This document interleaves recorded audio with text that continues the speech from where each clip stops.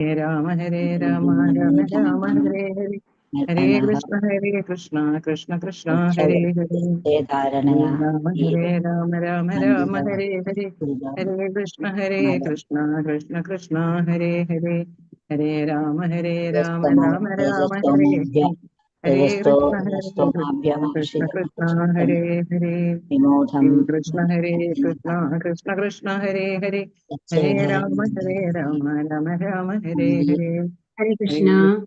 കൃഷ്ണ ഹരേ കൃഷ്ണ. എല്ലാവർക്കും പ്രണാമം. ശ്രീ ശ്രീ രാധാ ഗോവിന്ദ് ടെമ്പിളിന്റെ കീഴിലുള്ള ഭാഗവതം പഠനത്തിലേക്ക് എല്ലാവർക്കും സ്വാഗതം. നമ്മളിനി 20ാമത്തെ ശ്ലോകമാണ് അല്ലെ.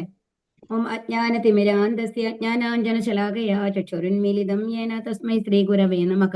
ശ്രീ ചൈതന്യ മനോഭീഷ്ടം സ്ഥാപിതം യേന ഭൂതലേ സ്വയം രൂപ കഥാ മഹ്യം ദദാന്തി സ്വപദാന്തികം വന്ദേഹം ശ്രീ ഗുരോ ശ്രീയുത പദകമലം ശ്രീ ഗുരും വൈഷ്ണവാം ച ശ്രീരൂപം സാഗ്രജാതം സാഗണരഘുനാഥാനിതം താം സജീവം സാദ്വൈതം സാവധൂതം പരിജനസഹിതം ശ്രീകൃഷ്ണ ചൈതന്യദേവം ശ്രീരാധാ കൃഷ്ണപാദാൻ സഗണലളിത ശ്രീവിശാഖാനിധം ഹേ കൃഷ്ണ കരുണാ സിന്ധോ ദീനബന്ധോ ജഗത്പദേ ഗോപേശ ഗോപികാന്ത രാധാകാന്ത നമോസ്തുതേ തപ്തകാഞ്ചന ഗൗരാംഗി രാധേ വൃന്ദാവനേശ്വരി വൃഷഭാനുസുതേ ദേവി പ്രണമാമി ഹരിപ്രിയേ വാഞ്ചാകൽപതരൂപ്യശ്ച കൃപാ സിന്ധുഭ്യൈവ ജാവൽത്താനാം പാവനേഭ്യോ വൈഷ്ണവേഭ്യോ നമോ നമഃ. നമോ വിഷ്ണുപാദായ കൃഷ്ണപ്രേഷ്ഠായ ഭൂതലേ ശ്രീമതേ ഭക്തിവേദാന്ത സ്വാമിൻ ഇതി നാമിനി നമസ്തേ സാരസ്വതേ ദേവേ ഗൗരവാണി പ്രചാരിണി നിർവിശേഷ ശൂന്യവാദി പാശ്ചാത്യദേശതാരിണി. നമോ വിഷ്ണുപാദായ കൃഷ്ണപ്രേഷ്ഠായ ഭൂതലേ ശ്രീമതേ ജയപതാക സ്വാമിൻ ഇതി നാമിനി നമാചാര്യപാദായ നിതായ കൃപപ്രദായിനേ ഗൗരകഥാദാമദായ നഗരഗ്രാമധാരിണി. നാരായണം നമസ്കൃഭ്യം നരം ചൈവ നരോത്തമം ദേവീം സരസ്വതീം വ്യാസം തതോ ജയമുദീരയത്. നഷ്ടപ്രായേഷു ഭദ്രേഷു നിത്യം ഭാഗവത സേവയാ ഭഗവതിർ ഉത്തമ ശ്ലോകേ ഭക്തിർഭവതി നൈഷ്ഠികി. ജയ ശ്രീകൃഷ്ണ ചൈതന്യ പ്രഭോ നിത്യാനന്ദ ശ്രീവാസാദി ഗൗരഭക്തവൃന്ദ. ഹരേ കൃഷ്ണ കൃഷ്ണ കൃഷ്ണ ഹരേ ഹരേ ഹരേ രാമ രാമ രാമ ഹരേ ഹരേ. ഹരേ കൃഷ്ണ. ഓം നമോ ഭഗവതേ വാസുദേവായ. ഓം നമോ ഭഗവതേ വാസുദേവായ. ഓം നമോ ഭഗവതേ വാസുദേവായ. ചൊല്ലിക്കോളൂ. ഓം നമോ ഭഗവതേ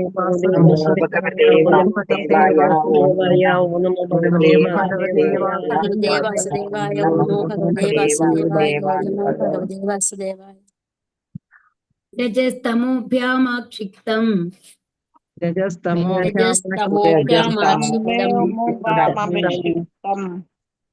മൂഢം മന ആത്മനഃ യച്ഛേധാരണയാ ധീരോ അന്തിയാ തത്കൃതം മലം.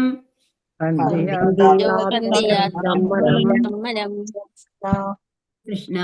രജോഗുണ തമോഭ്യാം ഭൗതിക പ്രകൃതിയുടെ തമോ ഗുണത്താലും അക്ഷിപ്തം വിഹുലമായ വിമൂഢം സംഭ്രാന്തമായ മനസ്സ് ആത്മനഃ ഒരുവന്റെ സ്വന്തം യച്ഛത് അതിനെ തിരുത്തി ധാരണയാ ധാരണകൾ വിഷ്ണുവിനെ സംബന്ധിച്ച ധീരൻ ശാന്തതയുള്ളവൻ കന്തി നശിപ്പിക്കുന്നു യാ അവയെല്ലാം തത്കൃതം അവരാൽ നിർവഹിക്കപ്പെട്ടു മലം വൃത്തിഹീനമായ വാക്കുകൾ. വിവർത്തനം. ശ്രീല പ്രഭുപാദിക്ക് ജയ്. ഒരുവന്റെ ഭൗതിക പ്രകൃതിയുടെ രജോ ഗുണത്താൽ വിഹുലമാവുകയും തമോ ഗുണത്താൽ സംഭ്രമിക്കുകയും ചെയ്യുന്നു ഒരുവന്റെ മനസ്സ്. അത്തരം ഭ്രമങ്ങളെ വിഷ്ണു ഭഗവാനുമായുള്ള ബന്ധത്തിലൂടെ തിരുത്തുവാനും അവയാൽ സൃഷ്ടിക്കപ്പെട്ട അശുദ്ധ വിഷയങ്ങളെ ശുദ്ധീകരിച്ചുകൊണ്ട് ശാന്തമായി തീരുവാനും ഒരുവന് കഴിയുന്നു. അപ്പൊ ഇതിനു മുമ്പ് നമ്മൾ എന്താ പറഞ്ഞിരുന്നത്? ഓം എന്നുള്ള മന്ത്രം ജപിക്കുന്നതിനേക്കാൾ എളുപ്പം എന്താണെന്ന് പറഞ്ഞത്? ഭഗവാന്റെ ആ രൂപം മനസ്സിൽ കൊണ്ടുവന്നിട്ട് ധ്യാനിക്കണം എന്നാണ് പറഞ്ഞത് അല്ലെ. അപ്പൊ ഇവിടെ എന്താ പറയണെന്നുണ്ടെങ്കിൽ ഇപ്പൊ രജോ ഗുണം തമോ ഗുണം നമ്മളിൽ എങ്ങനെ പ്രവർത്തിക്കുന്നു എന്നുള്ളതാണ്. ഇവിടെ എന്താ പറയുക? ഭൗതിക പ്രകൃതിയുടെ രജോ ഗുണത്താൽ വിഹുലമാവുന്നു. അതായത് നമ്മൾക്ക് ഒരുപാട് ആഗ്രഹങ്ങൾ വരുന്നുണ്ട് അല്ലെ. അത് സാധിക്കണം എന്നുള്ള രീതിയിൽ എപ്പോഴും മനസ്സ് എങ്ങനെയാ ഉണ്ടാവുക? ഒരിക്കലും ഒരു ശാന്തമായിട്ട് ഉണ്ടാവില്ല അല്ലെ. ഒന്ന് കഴിഞ്ഞാൽ ഒന്ന് എന്നുള്ള മാതിരി ആ ഒരവസ്ഥയ്ക്കാണ് വിഹ്വലം എന്ന് പറയുന്നത്. അപ്പൊ രജോ ഗുണത്താൽ വിഹ്വലമാവുന്നു. തമോ ഗുണത്താലോ സംഭ്രമിക്കുകയും ചെയ്യുന്നു. തമോ ഗുണത്തിൽ സംഭ്രമിക്കുക എന്ന് പറഞ്ഞാൽ എന്താണ്? യഥാർത്ഥമായ ഒരു ബോധമില്ലാണ്ടിരിക്കുക. നമ്മൾ എങ്ങനെ വേണമെന്നുണ്ടെങ്കിലും, അതായത് നമ്മൾക്കൊരു പേടി വരുമ്പോ ആ സമയത്ത് എങ്ങനെയാണ് നമ്മൾ റിയാക്ട് ചെയ്യാൻ നമുക്ക് പറയാൻ പറ്റുമോ? ഹരേ കൃഷ്ണ. അതായത് ഉദാഹരണം പറഞ്ഞു കഴിഞ്ഞാൽ ഇപ്പൊ ആർക്കെങ്കിലും അത് കണക്ട് ചെയ്യാൻ പറ്റുന്നവരുണ്ടെങ്കിൽ എല്ലാവർക്കും പറ്റിയെന്ന് വരില്ല കേട്ടോ. ചിലർക്ക് വന്നു കഴിഞ്ഞാൽ ഈ പ്രാണികളൊക്കെ പേടിയുണ്ടാവുമല്ലോ. പല്ലി എന്ന് വെച്ചോളൂ, പല്ലിയെ പേടിയുണ്ട് എന്ന് വെച്ച് കഴിഞ്ഞാൽ ആ പല്ലിയെ പെട്ടെന്ന് കാണുമ്പോൾ നമ്മൾ എങ്ങനെയായിരിക്കും റിയാക്ട് ചെയ്യുക? അതൊരു നോർമലായിട്ട് നമ്മൾ ഒരു കിച്ചണിൽ ജോലി ചെയ്യുന്ന ഒരാളാണെന്ന് വെച്ചോളൂ, അതിന് നല്ല പേടിയുണ്ടെന്നുണ്ടെങ്കിൽ തൊട്ട് മുമ്പിൽ ആ പല്ലി നമ്മൾ പെട്ടെന്ന് കാണുകയാണ്. അപ്പൊ കാണുമ്പോൾ എങ്ങനെയായിരിക്കും റിയാക്ട് ചെയ്യുക? ആ സമയത്ത് നമ്മളുടെ വായിൽ നിന്ന് എന്ത് ശബ്ദമാണ് വരണത്? നമ്മൾ ഓടുകയാണോ ചെയ്യുന്നത്? നമ്മൾക്ക് പറയാൻ പറ്റില്ല. അതൊരു ഉള്ളിൽ നിന്നുള്ള ഭയങ്കരമായിട്ട് ഒരു പേടിയാണ് അല്ലെ? അപ്പൊ അതാണ് സംഭ്രമം എന്ന് പറയുന്നത്. അതായത് ആ സമയത്ത് നമ്മൾ യഥാർത്ഥത്തിൽ എന്താണ് പ്രവർത്തിക്കുന്നത് എന്നുള്ളത് നമ്മൾക്ക് പോലും അറിയില്ല എന്നുള്ളൊരു അവസ്ഥ. അതാണ് സംഭ്രമം എന്ന് പറയുന്നത് കേട്ടോ. അത്തരം ഭ്രമങ്ങളെ വിഷ്ണു ഭഗവാനുമായുള്ള ബന്ധത്തിലൂടെ തിരുത്തുവാനും അവയാൽ സൃഷ്ടിക്കപ്പെട്ട അശുദ്ധ വിഷയങ്ങളെ ശുദ്ധീകരിച്ചുകൊണ്ട് ശാന്തമായി തീരുവാനും ഒരുവന് കഴിയുന്നു. അപ്പൊ ഇതെല്ലാം എന്താണ്? ഈ ഭ്രമങ്ങളെ നമുക്ക് നിയന്ത്രിക്കാൻ സാധിക്കും എന്നാണ് പറയുന്നത്. എങ്ങനെ? ഭഗവാനുമായുള്ള ബന്ധത്തിലൂടെ. ഭാവാർത്ഥം ശ്രീല പ്രഭുപാദിക്ക് ജയ്. രജസ്, തമസ് എന്നീ ഗുണങ്ങളാൽ നയിക്കപ്പെടുന്നവർ പൊതുവെ ഭഗവത് സാക്ഷാത്കാരത്തെ സംബന്ധിക്കുന്ന അതീന്ദ്രിയ പദവിയിൽ നിവിഷ്ടമായിരിക്കുന്നതിന് യഥാർത്ഥ പരീക്ഷാർത്ഥികളായിരിക്കുക സാധ്യമല്ല. അതായത് ഇപ്പൊ നമ്മൾക്ക് വന്നു കഴിഞ്ഞിട്ട് ഒരു കോളേജിൽ അഡ്മിഷൻ വാങ്ങണമെന്ന് വെച്ചോളൂ. 10th കഴിഞ്ഞ ഒരു നല്ല കോളേജ്, പേര് കേട്ട ഒരു കോളേജിലാണ്. അതിൽ സയൻസ് ഗ്രൂപ്പോ അല്ലെങ്കിൽ ഒരു ബികോം എന്നുള്ളൊരു ഗ്രൂപ്പോ, അങ്ങനെ പല പല ഗ്രൂപ്പുകളുണ്ട് അല്ലെ? ഫസ്റ്റ് ഗ്രൂപ്പ്, സെക്കൻഡ് ഗ്രൂപ്പ്, അങ്ങനത്തെ പലതും വരുന്നുണ്ട്. മാത്സ് പഠിക്കുന്നതായിരിക്കാം അല്ലെങ്കിൽ ബയോളജി പഠിക്കുന്നതായിരിക്കാം. അപ്പൊ അതിന് വന്നു കഴിഞ്ഞിട്ട് ഒരു മാർക്കിന്റെ ഒരു ലിമിറ്റ് ഉണ്ടായിരിക്കും ഇല്ലേ? ഹരേ കൃഷ്ണ. അതായത് ഓരോ കോളേജ് വേറെ വേറെ ആയിരിക്കും അല്ലെ? ഏറ്റവും ടോപ്പ് കോളേജ് കിട്ടണമെന്നുണ്ടെങ്കിൽ ചിലപ്പോൾ ഒരു 95 96% ഒക്കെ മാർക്ക് കിട്ടിക്കഴിഞ്ഞാലാണ് അതിന്റെ ഉള്ളിലേക്ക് തന്നെ നമുക്ക് പ്രവേശനം കിട്ടുള്ളൂ. അപ്പൊ മിനിമം ഒരു കട്ട് ഓഫ് അവർ വെച്ചിട്ടുണ്ടാവും. ഈ കട്ട് ഓഫിന് താഴെയുള്ള ആൾക്കാർക്ക് അപ്ലൈ ചെയ്യാൻ പറ്റില്ല എന്നുണ്ടാവും. അതുപോലെ അപ്പൊ ഇവിടെ നമ്മൾക്ക് തരുന്നത് എന്താണ്? അതീന്ദ്രിയ ഭഗവത് സാക്ഷാത്കാരത്തെ സംബന്ധിക്കുന്ന അതീന്ദ്രിയ പദവിയിൽ നിവിഷ്ടരായിരിക്കുന്നതിന്, അതായത് നമ്മൾക്ക് അതീന്ദ്രിയമായിട്ടുള്ള നമ്മുടെ ഭാവത്തിലേക്ക് തിരിച്ചു പോകുന്നതിനും ചില യോഗ്യതകൾ വെച്ചിട്ടുണ്ട്. അതെന്താണ്? അതായത് രജസ്, തമസ് എന്ന ഗുണങ്ങളിലാണ് നമ്മൾ നയിക്കപ്പെടുന്നത് എന്നുണ്ടെങ്കിൽ നമ്മൾ അപ്ലൈ ചെയ്യാൻ പോലും പറ്റില്ല എന്നതാണ് അവിടെ.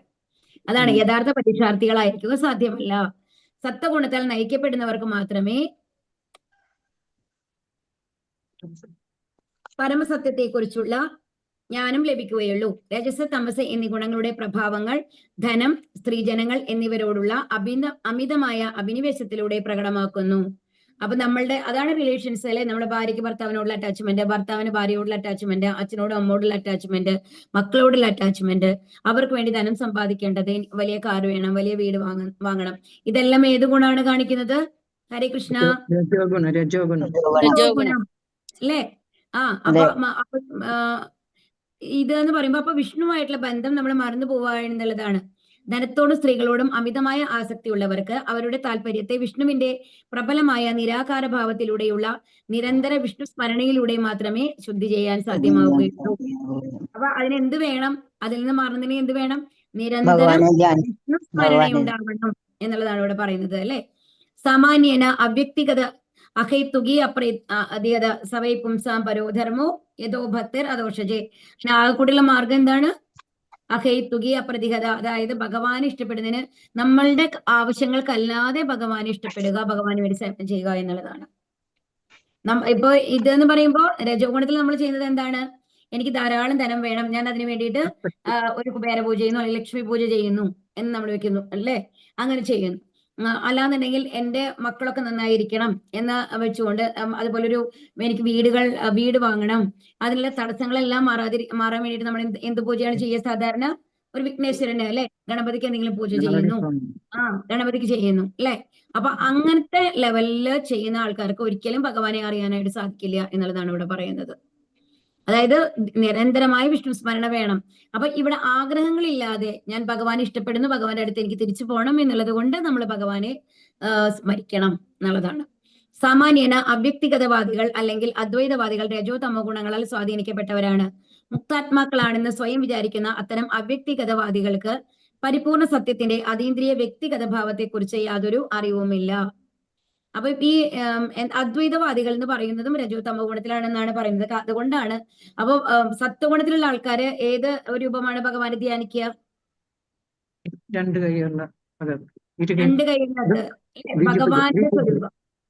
അതായത് ബ്രഹ്മം എന്നുള്ളതല്ല, ബ്രഹ്മജ്യോതി എന്നുള്ളതല്ല, പരമാത്മാ എന്നുള്ളതല്ല, അതിനു മേലെ ഭഗവാൻ എന്നുള്ള രണ്ട് കൈകളുള്ള എന്താണ് കൃഷ്ണന്റെ രൂപത്തെയാണ് നമ്മൾ ആരാധിക്കുക. അപ്പൊ അദ്വൈതവാദികൾ രജോ തമോ ഗുണങ്ങൾ സ്വാധീനിക്കപ്പെട്ടവരായതുകൊണ്ട് അവർക്ക് മാക്സിമം എവിടെ വരെ എത്താൻ പറ്റുള്ളൂ? ബ്രഹ്മജ്യോതി വരയ്ക്കും. പരമാത്മാ രൂപത്തിൽ പോലും അവർക്ക് എത്താനായിട്ട് സാധിക്കില്ല. പരമാത്മാ രൂപം എന്ന് പറയുന്നത് വിഷ്ണു തത്വങ്ങളാണ്. അതായത് വൈകുണ്ഠത്തിൽ പോയ ആൾക്കാർക്ക് ഒരിക്കലും തിരിച്ചു വരേണ്ട ആവശ്യമില്ല. അത് ഭഗവാന്റെ ഐശ്വര്യഭാവമാണെന്ന് മാത്രമേ ഉള്ളൂ. ഭഗവാൻ തന്നെയാണ് അവിടെ ഉള്ളത്, വിഷ്ണുരൂപമാണ് അവിടെ ഉള്ളത്, അല്ലെ? അപ്പൊ അവിടെ പോയി കഴിഞ്ഞാൽ തിരിച്ചു വരണ്ട. അപ്പൊ സത്വഗുണത്തിലുള്ള ആൾക്കാർക്ക് മാത്രമാണ് എവിടേക്ക് എത്താൻ പറ്റുള്ളൂ? വൈകുണ്ഠത്തിലേക്ക് എത്താൻ പറ്റുള്ളൂ. അതുള്ള ആൾക്കാർക്ക് ബ്രഹ്മജ്യോതിയിൽ വച്ച് നിൽക്കണം, അതിന് മേലെ പോകാൻ പറ്റില്ല. മുത്താത്മാക്കളാണെന്ന് സ്വയം വിചാരിക്കുന്ന അത്തരം അവ്യക്തിഗതവാദികൾക്ക് പരിപൂർണ സത്യത്തിന്റെ അതീന്ദ്രിയ വ്യക്തിഗത ഭാവത്തെക്കുറിച്ച് യാതൊരു അറിവുമില്ല. പരിപൂർണന്റെ വ്യക്തിഗത ഭാവത്തെക്കുറിച്ച് തീർത്തും അജ്ഞരാകിയാൽ യഥാർത്ഥത്തിൽ അവർ ഹൃദയശുദ്ധിയില്ലാത്തവരാണ്. അനേകായിരം ജന്മങ്ങൾക്ക് ശേഷം നിർവ്യക്തിഗത ദാർശനികൻ അവ്യക്തിഗത പ്രതിയായ തത്വജ്ഞാനി പരമദിവ്യോത്തമ പുരുഷന് സ്വയം സമർപ്പണം ചെയ്യുന്നുവെന്ന് ഭഗവത്ഗീതയിൽ പറഞ്ഞിരിക്കുന്നു. അഭിനവ അവ്യക്തിഗതവാദിക്ക് സകലതിലും ഭഗവാൻ ഉണ്ടെന്ന വിശ്വാസത്തിലൂടെ ഭഗവത് സാക്ഷാത്കാരം കൈവരിക്കാൻ ഒരു അവസരം നൽകിയിരിക്കുന്നു. സർവീശ്വരവാദം അതിന്റെ ഉത്തുംഗ തലത്തിൽ പരിപൂർണ സത്യത്തെക്കുറിച്ചുള്ള അവ്യക്തിഗത കൽപ്പനകൾക്ക് രൂപം നൽകാൻ പഠിതാവിനെ അനുവദിക്കുന്നില്ല. സർവേശ്വരവാദം എന്ന് പറയാം. അപ്പൊ യഥാർത്ഥത്തിൽ ഭഗവാൻ എന്ന് പറയുന്നത് വ്യക്തിയാണ്. ഇതിപ്പം പല ശ്ലോകങ്ങളിൽ നമ്മൾക്ക് അതൊരു പ്രൂഫ് അവർ തന്നത് കഴിഞ്ഞു, അല്ലെ? എന്നാൽ അത് പരിപൂർണ സത്യത്തെക്കുറിച്ചുള്ള സങ്കല്പങ്ങൾ, അതായത് ഇപ്പൊ നമ്മൾ കഴിഞ്ഞ ശ്ലോകങ്ങളിൽ തന്നെ പറഞ്ഞു ഭഗവാനെ എവിടെ നിന്ന് പൂജിക്കണം എന്നാ പറഞ്ഞത്? പാദം തൊട്ട്. ആ പാദത്തിൽ നിന്നാണ് നമ്മൾ സ്മരിക്കണം എന്ന്. ഇപ്പൊ പാദം എന്ന് പറയുന്ന ഒരു വ്യക്തിക്ക് മാത്രമാണ് പാദം ഉണ്ടാവുള്ളൂ, അല്ലെ? ഒരു വ്യക്തി അല്ലാത്ത ഒരാൾക്ക് പാദം എങ്ങനെയാ ഉണ്ടാവണത്? അപ്പൊ ഓരോ ശ്ലോകത്തിലും നമ്മളോട് പറയുന്നുണ്ട് ഭഗവാൻ വ്യക്തിഗത രൂപമാണ് എന്നുള്ളത്. അപ്പൊ എന്നാൽ അത് പരിപൂർണ സത്യത്തെക്കുറിച്ചുള്ള സങ്കല്പനങ്ങളെ ഭൗതിക ശക്തി എന്ന് വിശേഷിപ്പിക്കപ്പെടുന്നതിന്റെ പ്രവർത്തന തലത്തിലേക്ക് വ്യാപിപ്പിക്കുന്നു. അതായത് ഇപ്പോ എന്താ പറയുന്നത് എന്നുണ്ടെന്നുണ്ടെങ്കിൽ അവ്യക്തഗത രൂപമാണ് ഭഗവാൻ എന്ന് പറയുന്നത്. എന്താ പറയുന്നത്? ഭൗതിക ശക്തി എന്നുള്ള ഒരു ലെവലിലാണ്. കാരണം എന്ന് പറഞ്ഞാൽ നമ്മൾ വായു, ജലം, ഇതൊക്കെ പല ശക്തികളാണ്, അല്ലെ? ഊർജങ്ങളാണ്. അപ്പം അതിന് ഏതെങ്കിലും രൂപം ഉണ്ടോ? വായുവിനും ജലത്തിനും നമ്മൾ ഭൗതിക ഊർജങ്ങൾക്കൊന്നും നമ്മൾക്ക് രൂപമില്ല. അപ്പൊ ഭഗവാനെ ഒരു ഊർജമായിട്ട് കാണാന്ന് പറഞ്ഞു കഴിഞ്ഞാൽ അത് ഏത് ലെവലിലാണെന്നാണ് പറയുന്നത്? ഭൗതിക തലത്തിലാണ് എന്നാണ് പറയുന്നത്. ജീവശക്തിയുടെ അവശ്യ ഘടകങ്ങളായ സേവന മനോഭാവത്താൽ ഭൗതിക ശക്തിയാൽ സൃഷ്ടിക്കപ്പെട്ടതെല്ലാം പരിപൂർണമായി കൃത്യമായി ബന്ധിപ്പിക്കുവാൻ കഴിയും. സേവന മനോഭാവത്താൽ സർവ്വതിനെയും ആത്മീയ അസ്തിത്വത്തിലേക്ക് പ്രവർത്തിപ്പിക്കാനുള്ള കല ശുദ്ധ ഭഗവത് ഭക്തന് അറിയാം. മാത്രവുമല്ല സർവം ബ്രഹ്മമയം എന്ന തത്വത്തെ പരിപൂർണതയിൽ എത്തിക്കുന്നതിന് ഭക്തിയുടെ പാതയ്ക്ക് മാത്രമേ സാധിക്കുകയുള്ളൂ എന്നുള്ളതാണ്. സർവം ബ്രഹ്മമയം എന്നുള്ളത് ഭക്തിയുടെ പാതയിൽ മാത്രമാണ് നമ്മൾ ഭഗവാനുമായിട്ടുള്ള യഥാർത്ഥ കണക്ഷൻ നമ്മൾക്ക് ലഭിക്കുകയുള്ളൂ എന്നുള്ളതാണ്. അഹം ബ്രഹ്മാസ്മി എന്ന് പറഞ്ഞു കഴിഞ്ഞാൽ അതിന്റെ അർത്ഥം നമ്മൾ ഭഗവാനിൽ ലയിച്ച് നമ്മൾക്ക് അസ്തിത്വം ഇല്ലാതാകുന്നു എന്നുള്ളതല്ല. അതിന് പകരം എന്താണ്? ഭഗവാനെ അറിഞ്ഞ് ഭഗവാന്റെ സേവനത്തിൽ മുഴുകാനുള്ള ഒരു അവസരം നമ്മൾക്ക് ലഭിക്കുക എന്നുള്ളതാണ്. അപ്പൊ അവിടെ പോയി കഴിഞ്ഞാൽ നമ്മൾ തനിയാണ്, ഭഗവാൻ തനിയെ തന്നെയാണ്. പക്ഷെ എന്താ വ്യത്യാസമുള്ളത്? ഓരോരുത്തർക്കും നമ്മൾക്ക് ഭഗവാന് പൂർണ്ണമായിട്ട് നമ്മൾക്ക് തന്നെ ലഭിക്കും എന്നുള്ളതാണ്. അതായത് അവിടെ എന്താണ്, ഒരു സ്പ്ലിറ്റിംഗ് ഇല്ല. ഇപ്പൊ നമ്മളുടെ അമ്മയും അച്ഛനും 2 മക്കൾക്ക് ഉണ്ടെന്നുണ്ടെങ്കിൽ ആ 2 മക്കൾക്കും ഈക്വൽ ആണ്, അല്ലെ? അച്ഛനും അമ്മയും, അല്ലെ? അപ്പൊ ഒരാളുടെ തന്നെയാണ് ആ അച്ഛനും അമ്മയും നമുക്ക് പറയാൻ പറ്റുമോ? ഹരേ കൃഷ്ണ. 2 മക്കളുണ്ടെങ്കിൽ 2 പേർക്കും അവകാശപ്പെട്ടിട്ടുണ്ട്, അല്ലെ? ഒരു മകൻ പറയണം എന്റെ വീട്ടിൽ നിൽക്കൂ, മറ്റേ മകൾ പറയാണ് എന്റെ വീട്ടിൽ നിൽക്കൂ എന്ന് പറഞ്ഞു കഴിഞ്ഞാൽ അച്ഛനും അമ്മയ്ക്കും കൺഫ്യൂഷനാണ് എവിടെ പോയി നിൽക്കേണ്ടത് എന്നുള്ളത്. കാരണം ആ ഒരു അവസ്ഥയാണ് അതുള്ളത്, അല്ലെ? നമുക്ക് അവരെ ഭാഗിച്ചു കൊണ്ടുപോകാൻ പറ്റില്ലല്ലോ. പക്ഷെ ഭഗവാൻ അങ്ങനത്തെ പ്രോബ്ലം ഉണ്ടോ? ഇല്ല. ഭഗവാൻ അത്രയും ആളായിട്ട് വിസ്തരിക്കും, അല്ലെ? അതുകൊണ്ട് അതാണ് ഭഗവാനും നമ്മൾ തമ്മിലുള്ള വ്യത്യാസം എന്ന് പറയുന്നത്. അപ്പൊ ഇതില് ഒരു ഉദാഹരണത്തിന് ഒരു കഥ പറയും. നമ്മൾ ഇതുമായിട്ട് ബന്ധപ്പെടുത്തി എങ്ങനെയാ പറയണെന്നുണ്ടെങ്കിൽ, അവ്യക്തിഗതനല്ല എന്നുള്ളത് ഇതിൽ നിന്ന് വേണമെങ്കിൽ നമുക്ക് അങ്ങനെ എടുക്കാം കേട്ടോ. അപ്പൊ ഇതില് നമ്മുടെ ഷഡ്ഗോസ്വാമിയില് ഒരാളാണ് ഗോപാല ഭട്ടർ, അല്ലെ? ആരൊക്കെയാണ് ഷഡ്ഗോസ്വാമിമാരെന്ന് അറിയാമോ? ഹരേ കൃഷ്ണ. രഘുനാഥ ഗോസ്വാമി, രഘുനാഥ ഭട്ട ഗോസ്വാമി, സനാതന ഗോസ്വാമി, രൂപ ഗോസ്വാമി, രഘുനാഥദാസ് ഗോസ്വാമി, രഘുനാഥ ഭട്ട ഗോസ്വാമി, ജീവ ഗോസ്വാമി, ഗോപാല ഭട്ടർ. അപ്പൊ ഈ ഗോപാല ഭട്ടർ എന്ന് പറയുന്ന ആളെ പറ്റിയിട്ടാണ് നമ്മൾ പറയാൻ പോകുന്നത്. ഈ ഗോപാല ഭട്ടരാണ് രാധാരമണ ടെമ്പിൾ വൃന്ദാവനത്തില് ഉണ്ടാക്കിയിട്ടുള്ളത്. ഓക്കെ, അപ്പൊ അതിന്റെ പിന്നിലത്തെ സ്റ്റോറിയാണ് കേട്ടോ. അപ്പൊ ഗോപാല ഭട്ടർ എന്ന് പറയുമ്പോൾ അദ്ദേഹം എന്ന് പറഞ്ഞു കഴിഞ്ഞാൽ വളരെ ഭക്തനാണ്. ആക്ച്വലി ചൈതന്യ മഹാപ്രഭുവിന്റെ ഭക്തനാണ്. അപ്പം വളരെ എന്താണ് സിൻസിയർ ആയിട്ട് നാമം ജപിക്കുന്ന ഒരാളാണ്. അപ്പം അവിടെ വൃന്ദാവനത്തിലേക്ക് ചെല്ലുകയാണ്. അപ്പൊ അതിനെ വരാനുള്ള ഒരു കഥയും കൂടിയും പറയും. അത് ജീവാഗോസ്വാമിയുടെ ഇതിലാണ് വരിക. ഓക്കെ, അപ്പൊ ഈ ഗോപാല ഭട്ട സ്വാമി വൃന്ദാവനത്തിൽ നിന്ന് ഇങ്ങനെ തപസ് ചെയ്ത് ധ്യാനിക്കും, ഭഗവാനെ നാമം ചൊല്ലിക്കൊണ്ടിരിക്കും, ഹരേ കൃഷ്ണ ഹരേ കൃഷ്ണ ജപിച്ചുകൊണ്ടിരിക്കും, ചൈതന്യ മഹാപ്രഭുവിന് വേണ്ടിയിട്ട് ജപിച്ചുകൊണ്ടിരിക്കും കേട്ടോ. അപ്പൊ പക്ഷേ ഭയങ്കര സങ്കടമാണ് ഗോപാല ഭട്ടർക്ക്. എന്താ കാരണം എന്നുണ്ടെങ്കിൽ അദ്ദേഹത്തിന് മാത്രം ഒരു മൂർത്തിയില്ല. അത് മറ്റേ രാധാ ഗോപിനാഥ് ഉണ്ട്. രാധ അവിടുത്തെ ഗോസ്വാമിമാർക്കൊക്കെ അവരുടെ ഓരോ പർട്ടിക്കുലർ ഡ്യൂട്ടി ഉണ്ട്. ഇതായിട്ട്, അതായത് വിഗ്രഹം ഉണ്ട് ഓരോ ഇതായിട്ട്. രാധ ഗോപാല വിഗ്രഹമുണ്ട്, അതുപോലെ തന്നെ ഗോവിന്ദന്റെ വിഗ്രഹമുണ്ട്, അതുപോലെ ഗോപിനാഥ് ഉണ്ട്. ഇതൊക്കെ ഓരോ ഗോസ്വാമിമാർക്ക് തനിതായിട്ടുള്ളതാണ്. പക്ഷെ ഈ ഗോപാലഭട്ടർക്ക് മാത്രം വിഗ്രഹമില്ല. ഭയങ്കര സങ്കടമാണ്. അയ്യോ, എനിക്ക് മാത്രമില്ലല്ലോ ഒരു ഡ്യൂട്ടി എന്നുള്ളൊരു സങ്കടമൊക്കെ ഉണ്ട് കേട്ടോ. അപ്പൊ അങ്ങനെ ഇരിക്കുമ്പോ നേപ്പാളിലെ ഒരു ഭക്തൻ 12 ശാലഗ്രാം എന്ന് പറഞ്ഞാൽ അറിയാലോ അല്ലെ നിങ്ങൾക്കൊക്കെ? ശാലഗ്രാം ശില, അതാണ് പൂജിക്കാൻ ഭഗവാനായിട്ടുള്ളതാണ്. അപ്പൊ ആ ശാലഗ്രാം ശില കൊണ്ടുവരും. 12 എണ്ണാണ് കൊണ്ടുവരുന്നത് പൂജിക്കാനായിട്ട്. അപ്പൊ ഇദ്ദേഹത്തിനുണ്ട് അടുത്ത് വന്നിട്ട് പറയും, ഇദ്ദേഹം വരിഷ്ഠനാണല്ലോ, ഭക്തനാണ്, ശുദ്ധഭക്തനാണ്. അപ്പൊ പറയും, സ്വാമി എനിക്ക് വന്നു കഴിഞ്ഞിട്ട് ഇത് ഒന്ന് പൂജിച്ചു തരണം, അങ്ങയുടെ കൈകൊണ്ട് പൂജിച്ചാൽ അതിന്റെ ഫലം വേറെയായിരിക്കും, അതുകൊണ്ട് എനിക്കൊന്ന് പൂജിച്ചു തരൂ. ആദ്യമായിട്ട് പൂജിക്കുമ്പോൾ ഇങ്ങനെ നമ്മൾ അമ്പലത്തിലൊക്കെ കൊണ്ടുപോയിട്ട്, നമ്മളുടെ ഭൗതികമായിട്ടുള്ള സാധനങ്ങളാണെങ്കിലും ഒരു കാറൊക്കെ നമ്മൾ വാങ്ങുമ്പോൾ അമ്പലത്തിൽ കൊണ്ടുപോയിട്ട് പൂജിച്ചു കൊണ്ടുവരാറുണ്ട് അല്ലേ? ആദ്യം ഓടിച്ച് ഫസ്റ്റ് ടൈം നമ്മളൊരു അമ്പലത്തിൽ കൊണ്ടുപോയിട്ട് എടുക്കാറുണ്ട് മിക്കവാറും. അതുപോലെ തന്നെ അപ്പം അങ്ങനെ പൂജിക്കാൻ കൊണ്ടുവന്ന് കൊടുത്ത് ഗോപാലഭട്ടർ ഇതൊക്കെ പൂജിച്ച് കൊടുക്കും കേട്ടോ. അപ്പൊ കൊടുക്കുമ്പോൾ അതിൽ ഒരു ശില അദ്ദേഹം എന്ത് ചെയ്യുന്നുണ്ടെങ്കിൽ ഈ ഗോപാലഭട്ടർക്ക് തിരിച്ചു കൊടുക്കും.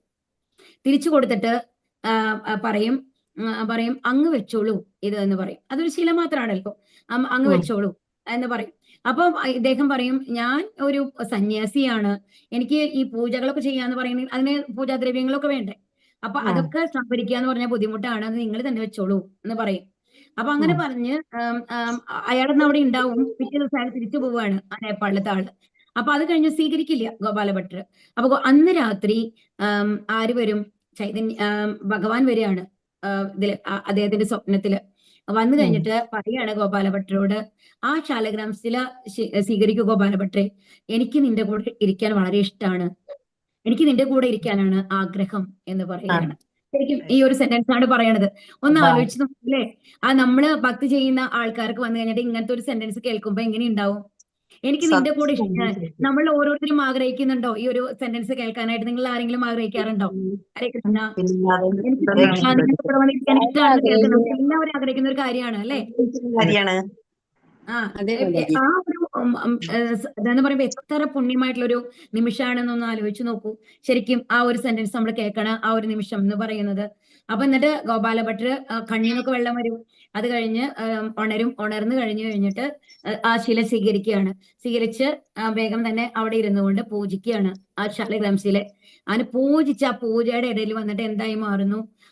രാധാരമണ രൂപത്തിലേക്ക് ആ ശില മാറുകയാണ് ചെയ്യുന്നത്. മഞ്ഞ പട്ടൊക്കെ കൊടുത്ത് ഇതായിട്ട് എന്താ പറയാ, പീലിയൊക്കെ ഉള്ള ഒരു ഭഗവാന്റെ ആ രൂപം ഉണ്ടല്ലോ, ആ രൂപത്തിലേക്ക് രാധാരമണനായിട്ട് മാറുകയാണ് ചെയ്യുന്നത് ആ ശില. പൂജിച്ചുകൊണ്ടിരിക്കണതിന്റെ ഇടയിൽ കൺമുമ്പിലാണ് അത് മാറുന്നത് അത്രേ. അപ്പൊ ഒന്ന് ആലോചിച്ച് നോക്കൂ, ആ ഒരു രംഗം ഒന്ന് നിങ്ങൾ മനസ്സിലൊന്ന് സങ്കല്പിച്ച് നോക്കൂ, എത്ര മനോഹരമാണ് അല്ലെ? അപ്പൊ ഇതിൽ നിന്ന് നമ്മൾ എന്താ പറയുന്നത്, അതൊരു ശാലഗ്രാം ശില മാത്രമായിരുന്നു. ശില എന്ന് പറയുമ്പോൾ നമ്മൾക്കെന്ന് പറയുമ്പോൾ അതിനെ ഒരു വ്യക്തിഗത രൂപം എന്ന് പറയാം പറ്റില്ലെങ്കിലും നമ്മള് മനസ്സില് പൂജിക്കാൻ പറ്റുന്ന ഒരു രൂപമൊന്നും അല്ല അല്ലെ? ആണോ? ഇല്ല, നമ്മൾക്ക് ഇല്ലല്ലോ. ഒരു കല്ലിനോടൊന്നും നമ്മൾക്ക് വലിയ സ്നേഹമൊന്നും തോന്നില്ല അല്ലെ? തോന്നില്ല. പക്ഷെ ഭഗവാൻ എന്താ കാണിച്ചു കൊടുത്തത്? അതിനോടുള്ള ആ അറ്റാച്ച്മെന്റ് എങ്ങനെ കൊണ്ടുവന്നത്? ആ രാധാരമണ രൂപത്തിലേക്ക് മാറിയിട്ട്, ഇത്ര നാൾ നിനക്ക് ഒരു വിഗ്രഹമില്ല പൂജിക്കാൻ നല്ല വിഷമം ഉണ്ടായിരുന്നത്, ഞാൻ ആ വിഷമം നിനക്ക് മാറ്റി തരികയാണ് എന്ന് പറഞ്ഞിട്ട് സ്വയം ഭഗവാൻ ആ രൂപത്തിലേക്ക് മാറുകയാണ് ചെയ്യുന്നത്. അപ്പൊ ഇതിൽ നിന്നെല്ലാം നമ്മൾക്ക് എന്താ മനസ്സിലാവുന്നത്? ഒരിക്കലും ഭഗവാൻ ഒരു അവ്യക്തഗത രൂപത്തിലുള്ള ആളല്ല, വ്യക്തിഗത രൂപത്തിൽ തന്നെയാണ്, നമ്മൾക്ക് സ്നേഹിക്കാൻ പറ്റുന്ന രീതിയിലുള്ള ഒരു രൂപത്തിലുള്ള ഒരാൾ തന്നെയാണ് എന്നുള്ളത്. ഇങ്ങനത്തെ ഓരോ ഇൻസിഡൻസ് നമ്മൾ ചൈതന്യലീല എന്ന് പറഞ്ഞാൽ ഭയങ്കര മനോഹരമാണ്. ഈ ഷഡ്ഗോസ്വാമിമാരൊക്കെ കഥകളൊക്കെ കേട്ട് കഴിഞ്ഞാണ്ടല്ലോ, അത്രയും എന്താ പറയാ, നമ്മൾ കേട്ടാൽ മതിയാവില്ല, വീണ്ടും വീണ്ടും ഇങ്ങനെ കേട്ടിട്ട് ഇരിക്കാനായിട്ട് തോന്നും.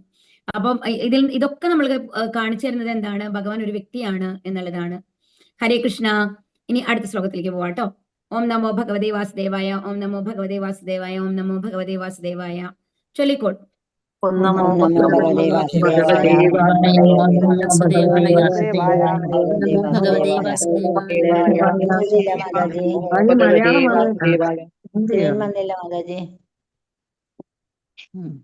ഹരേ കൃഷ്ണ. ഹരേ കൃഷ്ണ. യസ്യ സന്ധാര്യമാണായാം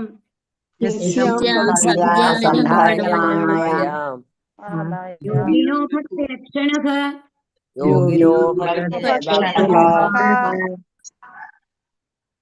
ആശു സമ്പദ്യതേ യോഗ ആശ്രയം ഭദ്രമീക്ഷതഃ.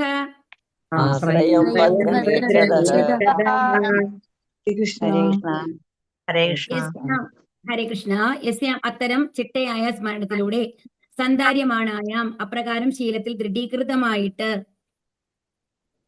യോഗിനക യോഗികൾ ഭക്തിലക്ഷണക ഭക്തിയുത രീതി പരിശീലിച്ചിട്ട് ആശു വളരെ പെട്ടെന്ന് സമ്പദ്യത വിജയം കൈവരിക്കുന്നു.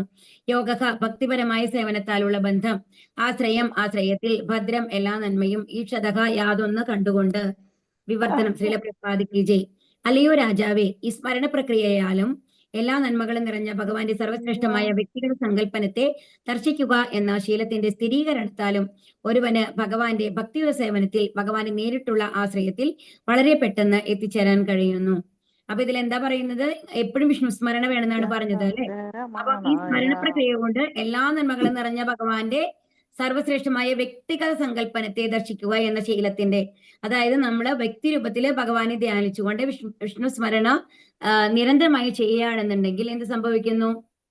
ഭഗവാന്റെ ആശ്രയത്തിൽ വളരെ പെട്ടെന്ന് ഭഗവാൻ നമ്മളെ ഇഷ്ടപ്പെട്ടുകൊണ്ട് നമ്മൾ ഓരോ സമയത്തും നമ്മളുടെ കൂടെ വരാനായിട്ട് ഭഗവാൻ റെഡിയാവും എന്നുള്ളതാണ്. അതാണ് ഭഗവാന്റെ ആശ്രയത്തിൽ എത്തിച്ചേരാൻ എന്ന് പറഞ്ഞു കഴിഞ്ഞാല് ഭഗവാൻ എപ്പോഴും നമ്മളെ സംരക്ഷിച്ചുകൊണ്ടിരിക്കുന്ന ഒരവസ്ഥയിൽ നമ്മൾ എത്തും.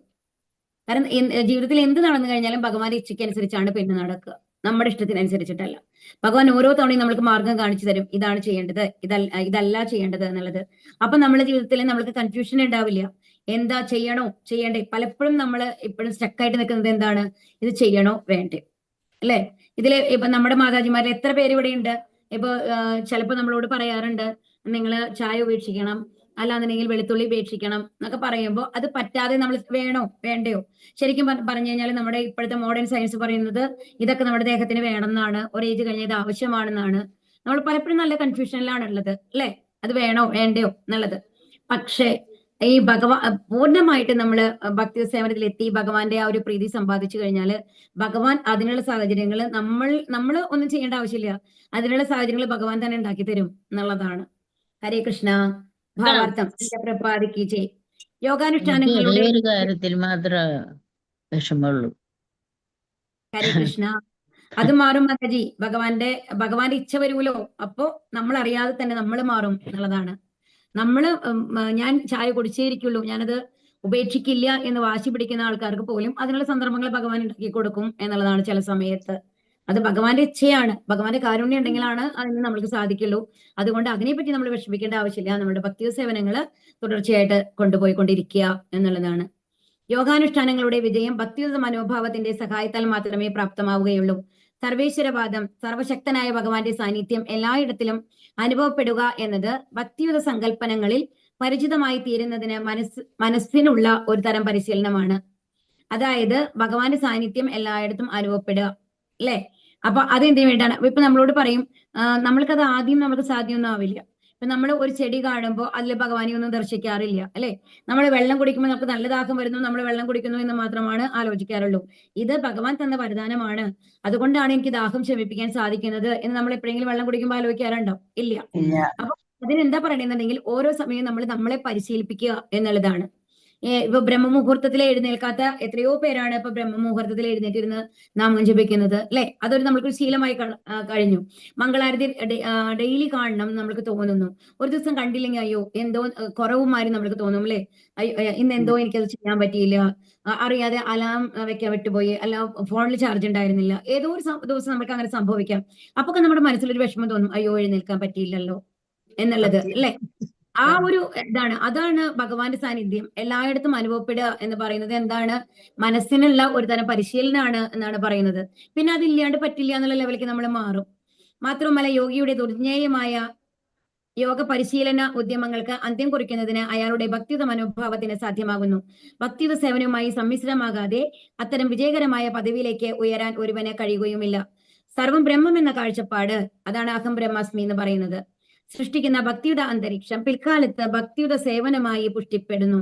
ആദ്യം എന്താണ്, നമ്മൾ ഭഗവാനിൽ ലയിക്കണം എന്നുള്ള ലെവലിൽ നമ്മൾ തുടങ്ങി കഴിഞ്ഞു കഴിഞ്ഞാലും പോകെ നമ്മളുടെ മനസ്സിലുള്ള ആ മാലിന്യങ്ങളൊക്കെ മാറിയിട്ട് നമ്മൾക്ക് എന്താണ് യഥാർത്ഥത്തിൽ ഭഗവാനെ സേവിക്കണം എന്നുള്ള ഒരു മനോഭാവത്തിലേക്ക് നമ്മൾ മാറും എന്നാണ് ഇവിടെ പറയുന്നത്. അവ്യക്തിഗതവാദികൾക്കുള്ള ഏക നേട്ടവും അത് തന്നെയാണ്. അവ്യക്തിഗത ശൈലിയിലൂടെയുള്ള അഥവാ നിരാകാര സമ്പ്രദായത്തിലൂടെയുള്ള ആത്മസാക്ഷാത്കാരം പരോക്ഷമായ മാർഗത്തിൽ കൂടി ലക്ഷ്യത്തിൽ എത്തിച്ചേരുകയാൽ അത് അത്യന്തം ക്ലേശകരമാണെന്ന് ഭഗവത്ഗീത സ്ഥിരീകരിച്ചിരിക്കുന്നു. എന്താണ് പ്രശ്നം? അതില് നമ്മൾ പറഞ്ഞില്ലേ, ഒരു എനർജി മാറി ഭഗവാനെ കാണുന്ന അത്ര എളുപ്പമൊന്നല്ല, അതിനെ ഇഷ്ടപ്പെടാൻ നമുക്ക് സാധിക്കില്ല.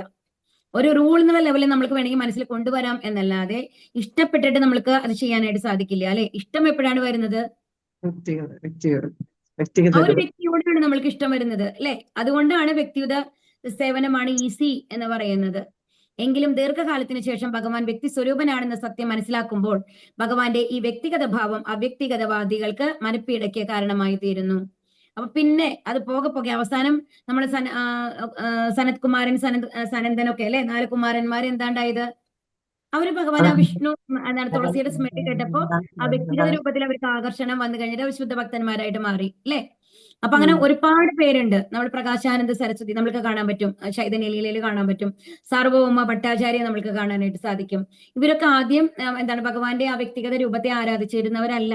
പക്ഷെ ചൈതന്യ മഹാപ്രഭുവാണ് അവരെ തന്റെ സംഭാഷണത്തിലൂടെ ആ മാറ്റം അവരിൽ കൊണ്ടുവരുന്നത്.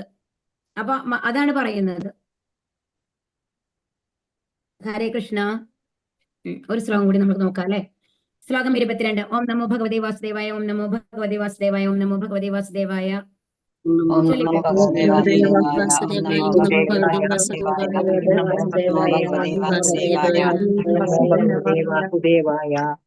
രാജോവാച ചൊല്ലിക്കോളൂ. യഥാ സന്ധാര്യതേ ബ്രഹ്മൻ ധാരണായത്ര സമ്മതാ.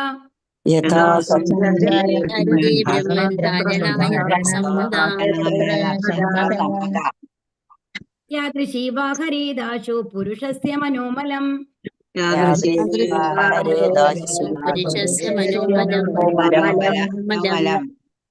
ഹരേ കൃഷ്ണ. രാജോവാച, രാജാവ് പറഞ്ഞു. യഥാ രൂപം സന്ധാര്യതേ, രൂപം നൽകിയ കേവലമായ പൊതുസങ്കല്പം. ബ്രഹ്മൻ അലയോ ബ്രാഹ്മണ, ധാരണ ബോധം. എത്ര എവിടെ, സമ്മത സംക്ഷിപ്തമായി, യാദൃശി ഏത് മാർഗത്തിൽ കൂടി, വാ അല്ലെങ്കിൽ, ഹരേത് സ്വതന്ത്രമാക്കി, ആസു താമസം വിന, പുരുഷസ്യ ഒരു വ്യക്തിയുടെ, മനഃ മനസ്സിന്റെ, മലം അശുദ്ധമായ കാര്യങ്ങൾ. വിവർത്തനം. ശ്രീല പ്രഭുപാദിക്ക് ജയ്. മഹാഭാഗനായ പരീക്ഷിത് മഹാരാജാവ് അതിനെ സംബന്ധിച്ച് ആരാഞ്ഞുകൊണ്ട് ഇപ്രകാരം പറഞ്ഞു. അല്ലയോ ബ്രാഹ്മണ, മനസ്സിനെ എവിടെ എങ്ങനെയാണ് അർപ്പിക്കേണ്ടതെന്നും മനുഷ്യ മനസ്സിൽ നിന്നും അശുദ്ധ വിഷയങ്ങളെ ദൂരീകരിക്കാൻ എപ്രകാരമാണ് ബോധത്തെ അഥവാ ബുദ്ധിയെ സ്ഥിരീകൃതമാക്കേണ്ടതെന്നും ദയവായി വിശദീകരിച്ചു തരിക. ഇപ്പൊ എന്താണ് പറഞ്ഞത് നമ്മളോട്? മനസ്സിനെ വേറെ കാര്യങ്ങളിൽ നിന്ന് വ്യാപരിപ്പിക്കാതെ എന്ത് ചെയ്യണം? ആ വിഷ്ണു സ്മരണയിൽ തന്നെ നിരന്തരമായിട്ട് ഇരിക്കണം എന്നുള്ളതാണ് ഇപ്പൊ പറഞ്ഞത് അല്ലെ. അപ്പൊ ഇപ്പൊ പരീക്ഷിത് മഹാരാജാവ് ചോദിക്കുകയാണ്, അത് ആ മനസ്സിനെ എങ്ങനെ എവിടെയാണ് അർപ്പിക്കേണ്ടത് എന്ന് പറഞ്ഞു തരണം. പിന്നെന്താ പറഞ്ഞു തരേണ്ടത്? നമ്മുടെ മനസ്സിൽ നിന്നുള്ള അശുദ്ധ വിഷയങ്ങളെ ദൂരീകരിക്കാൻ എങ്ങനെയാണ് ബോധത്തെ ബുദ്ധിയെ സ്ഥിരീകൃതമാക്കേണ്ടത്. അതായത് വേറൊന്നില് ഇപ്പൊ നമ്മള് ഹരേ കൃഷ്ണ ഹരേ കൃഷ്ണ ഹരേ കൃഷ്ണ കൃഷ്ണ കൃഷ്ണ ഹരേ ഹരേ ഹരേ രാമ ഹരേ രാമ രാമ രാമ ഹരേ ഹരേ നമ്മൾ മാരത്തോൺ ജപിച്ചുകൊണ്ടിരിക്കുന്നു. 16 റൗണ്ട്. പക്ഷെ നമ്മുടെ ഉള്ളിലുള്ള ചിന്ത മുഴുവൻ എന്താണെന്നുണ്ടെങ്കിൽ ഇന്ന് നമ്മൾ എവിടേക്ക് പോകാനായിട്ട് ഉണ്ട് നമ്മൾക്ക്. അപ്പൊ ഇത് കഴിഞ്ഞു കഴിഞ്ഞാൽ നമ്മൾ എന്ത് ചെയ്യണം? ഞാൻ രാവിലെ 5:30-ക്കുള്ളിൽ ഞാൻ എന്റെ ജപം കഴിക്കണം എന്ന് ഞാൻ വിചാരിച്ചിട്ടുണ്ട്. പക്ഷെ 5:30 ആകുമ്പോഴേക്കും നമ്മുടെ ഉള്ളിൽ മുഴുവൻ എന്താണെന്നുണ്ടെങ്കിൽ 5:30-ക്ക് നമ്മൾ ഇവിടുന്ന് പുറപ്പെടേണ്ടതാണ്.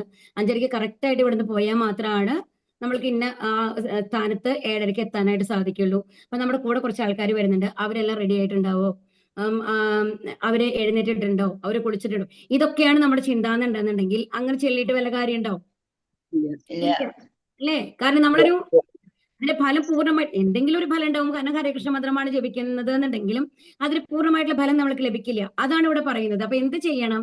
നമ്മൾ നാമം ജപിക്കുന്നതിന് മുമ്പ് നമ്മൾ 4 റൗണ്ടാണ് നമ്മൾ ജപിക്കുന്നുണ്ടെങ്കിലും ആ ഒരു 20 മിനിറ്റോ 25 മിനിറ്റോ നമ്മൾ ജപിക്കുകയാണെന്നുണ്ടെങ്കിൽ കൂടി നമ്മുടെ ഉള്ളിൽ ആദ്യം ഒരു ബോധം കൊണ്ടുവരണം. ജപിക്കുന്നതിന് മുമ്പ് എന്താണെന്നുണ്ടെങ്കിൽ ഞാൻ ജപിക്കാൻ പോവാണ്, ഞാൻ ഭഗവാനും മാത്രമേ ഉള്ളൂ.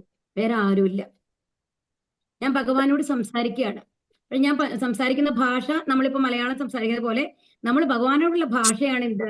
ഹരേ കൃഷ്ണ കൃഷ്ണ കൃഷ്ണ ഹരേ ഹരേ, ഹരേ രാമ രാമ രാമ ഹരേ ഹരേ.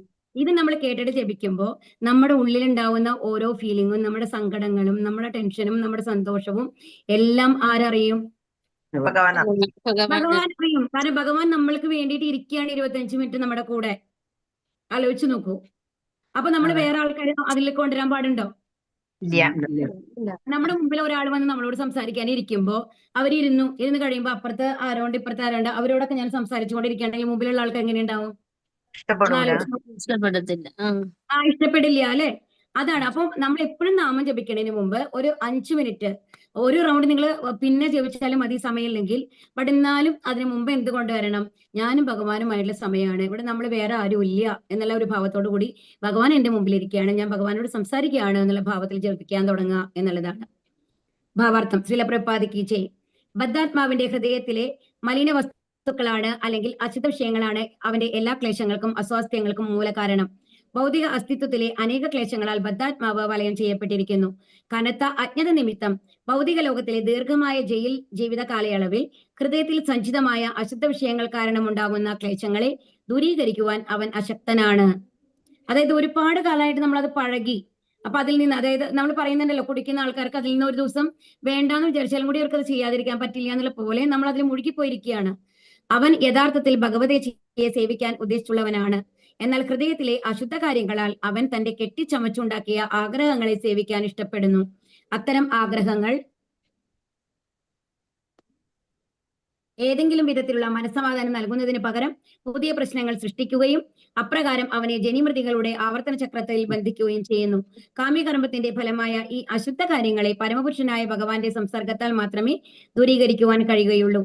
ഭഗവാൻ അനന്ത ശക്തിമാനാകയാൽ അദ്ദേഹത്തിന്റെ അചിന്ത്യമായ ശക്തികളിലൂടെ ഭഗവത് സംസർഗം സമ്മാനിക്കുന്നു. അപ്പൊ ഈ സംസർഗം നമ്മൾക്ക് ലഭിക്കുന്നു. ഇപ്പൊ ഈ ഭക്തസംഘം നമ്മൾക്ക് തന്നിട്ടുള്ളതും ഈ സംസർഗത്തിന് നമ്മളെ പ്രേരിപ്പിക്കുന്നതും ആരാണ്? ഭഗവാൻ തന്നെയാണ് എന്നുള്ളതാണ്. പക്ഷെ നമ്മുടെ ഉള്ളിൽ ഒരു ആഗ്രഹം ഉണ്ടാവണം. എന്തെന്ന്? ഞാൻ ഭഗവാന്റെ അടുത്തെത്തണം എന്നുള്ള ഒരു ആഗ്രഹം നമ്മുടെ ഉള്ളിലുണ്ടെങ്കിൽ തീർച്ചയായും അതിനുള്ള വഴികൾ ആരാണ് തരിക? ഭഗവാൻ തന്നെ തരും എന്നുള്ളതാണ്.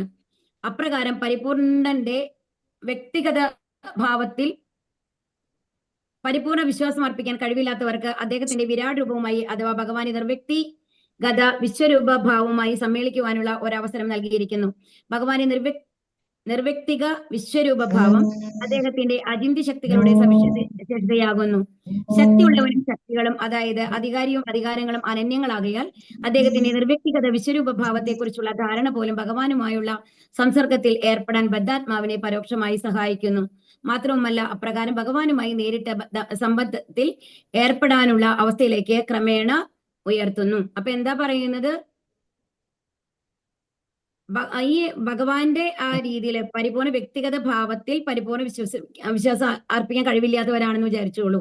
അപ്പൊ അവരെന്ത് ചെയ്യുന്നു? വിരാട് രൂപം അല്ലെങ്കിൽ വിശ്വരൂപം ഉണ്ടല്ലോ, ആ വിശ്വരൂപത്തിനെയൊക്കെ ആരാധിക്കുകയാണെങ്കിൽ തന്നെയും എന്താണ്, കുറച്ച് നാള് അതിലെ ആരാധനയിൽ മുഴുകുമ്പോ ഭഗവാൻ തന്നെ എന്ത് ബുദ്ധി കൊടുക്കും അവർക്ക്?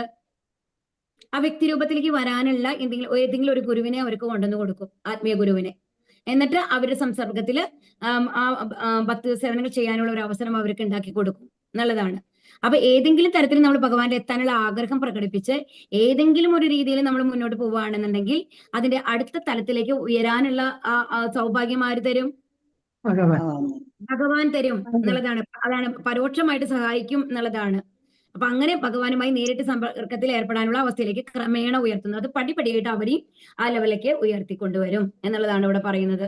അപ്പൊ ഏത് രീതിയിലാണെന്നുണ്ടെങ്കിലും ഭഗവാനിലേക്ക് എത്താനുള്ള ശ്രമം നടത്തുന്നുണ്ടല്ലോ എന്നുള്ളതാണ് ഭഗവാൻ ഇവിടെ നോക്കുന്നത് എന്നുള്ളതാണ്. ഹരേ കൃഷ്ണ.